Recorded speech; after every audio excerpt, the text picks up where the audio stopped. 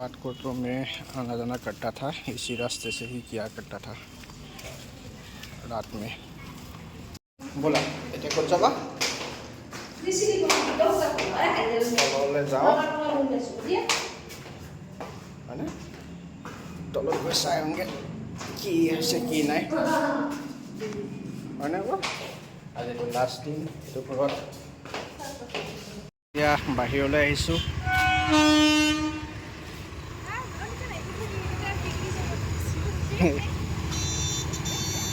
ইয়াত দোকান এখন দিছে সৰুকৈ। এইফালে কাম চাম চলি আছে, তাৰ পৰা সুবিধা হ'ব মানে মানুহৰো। এইফালে ট্ৰেইন আহি আছে। মোৰ গাড়ী পাৰ্কিংটো এইটো আছিলে, কিন্তু এতিয়া ইয়াত নিদিয়ে গাড়ী ৰাখিবৰ কাৰণে। আমাৰ এখেতেও চাই আছে।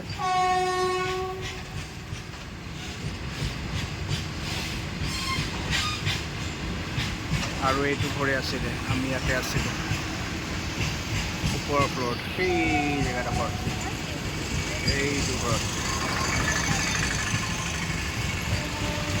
আমি এতিয়া যাত্ৰা কৰিছোঁ, প্ৰথম যাত্ৰা দোকানখনৰ। ফাৰ্ষ্ট কাষ্টমাৰ, বহুত কষ্ট কৰি পেলাই ইয়াত দোকান দিছে। চ'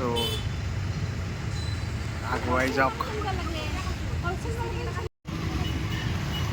আইটেম কি কি আছে?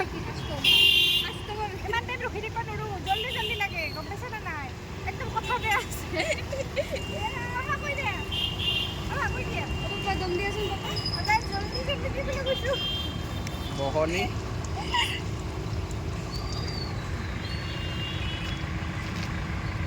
সব ৰখি আছে ইয়াতে।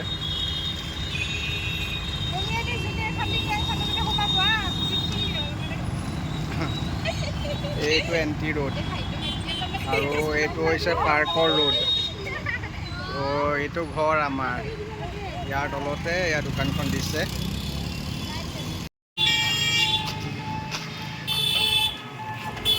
দেৱালী বুলি অকণ বাহিৰলৈ ওলাই আহিলোঁ, লগতে বজাৰো অলপ কৰোঁ। ৱাইফৰ লগতে আহিছোঁ।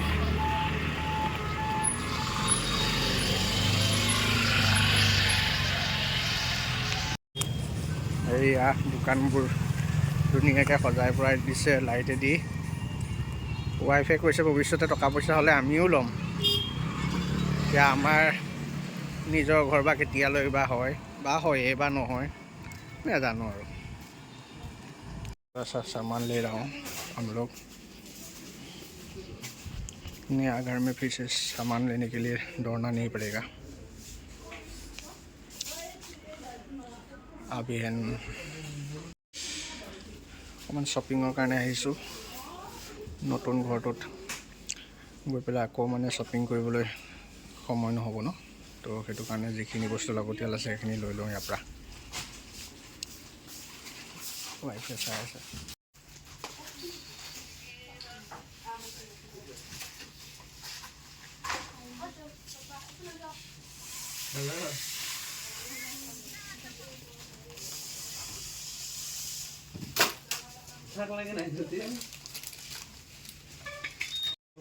ঘিউ লৈ আছে बच्चा কাৰণে।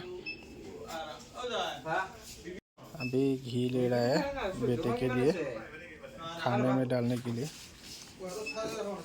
कुछ कुछ सामान ले रखे हैं हम लोग, नया घर में शिफ्ट कर रहे हैं ना, तो उसके लिए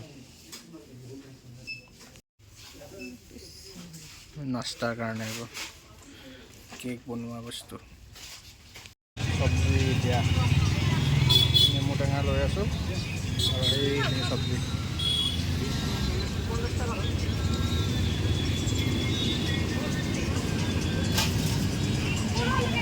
এয়া ভেন্দি লৈছোঁ, লাই শাক লৈছে, গ'ল। বজাৰ অলমষ্ট কমপ্লিট হৈ গৈছে। তাত গৈ পেলাই দুদিনমান আৰামত ৰেষ্ট ল'ব পাৰিম। হৈছেগৈ আৰু এইখিনি আছিলে লাষ্ট কোটা কিটচেনৰ বস্তুখিনি, যিখিনি ইউজ কৰি আছিলোঁ সেইখিনি সোমোৱাই দিছোঁ আৰু।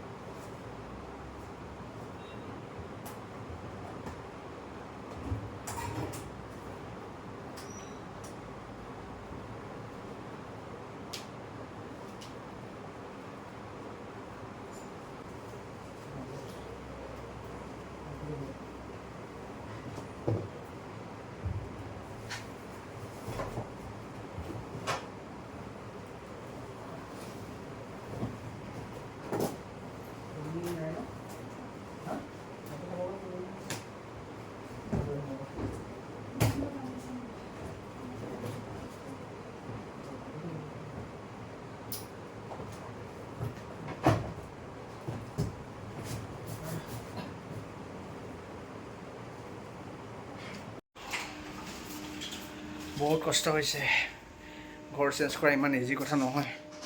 যদি আপোনালোকে কোনোবাই কৰিছে তেন্তে কমেণ্ট কৰি জনাব। তো আমাৰ তিনিজনেই মানুহ মানে যোনে আমি কৰি আছোঁ, মই, ৱাইফ আৰু ৱাইফৰ মাকে, আমি তিনিজনে মিলি পেলাই কৰি আছোঁ পেকিংবোৰ, আৰু এতিয়া অলমষ্ট কমপ্লিট হৈছেগৈ। তো আমাৰ এইবাৰ ছেকেণ্ড টাইম ঘৰ চেঞ্জ হ'ব। ইয়াৰ আগত গুৱাহাটীৰ পৰা আহিছিলোঁ ৰঙিয়ালৈ, এতিয়া আকৌ ৰঙিয়াৰ পৰা নিউ ডেষ্টিনেশ্যন এটালৈ। আৰু মানে কষ্ট বহুত হয়। প্ৰথম ষ্টাৰ্ট কৰিছিলোঁ আমাৰ লাইফত, মই বিয়াৰ সময়ত মাত্ৰ মোৰ মানে বিচনা দুখন লৈছিলোঁ আৰু তেনেকুৱা একো নাছিলে আৰু। তাৰপিছত লাহে ধীৰে মানে বিয়াৰ পিছত অলপ বস্তু কৰিলোঁ।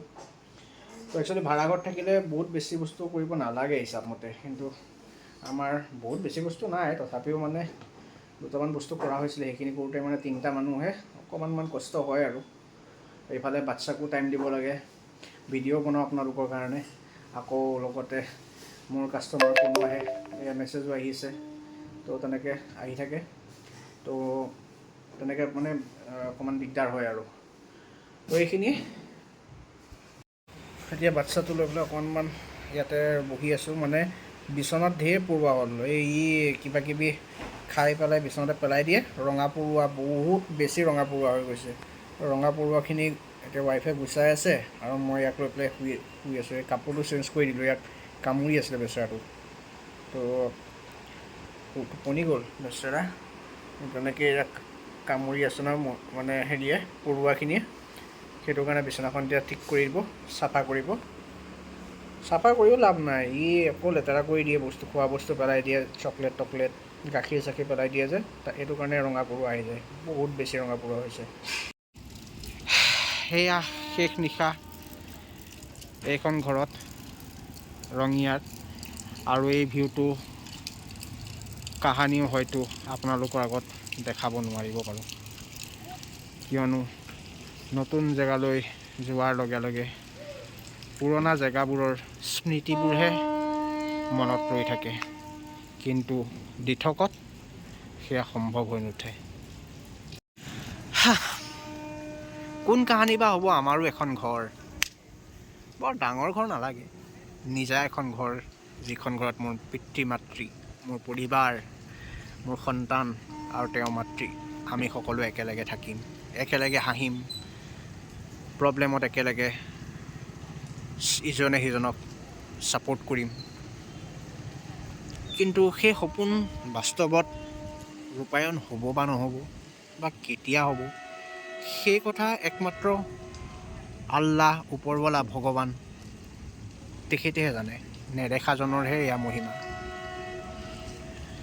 কিন্তু যিহেতু আমি মানুহ হয়, এটা আশা বুকুত বান্ধি পেলাই আগবাঢ়ি যোৱাটো আমাৰ কৰ্তব্য হয়। তো সেই কৰ্তব্যৰ তাগিদাতে আমি ঘূৰি ফুৰিছোঁ ইনাই বিনাই, অনাই বনাই, অনাই বনাই। জানিবা কোনোবা এটা পোৱা আমাৰ বাবে আশীৰ্বাদ হৈ আহে। সেই আশাৰেই আজি এই ৰঙিয়াক আমি বাই বাই দিব ওলাইছোঁ। Bye bye Rangia, bye bye Rangia, bye bye Rangia.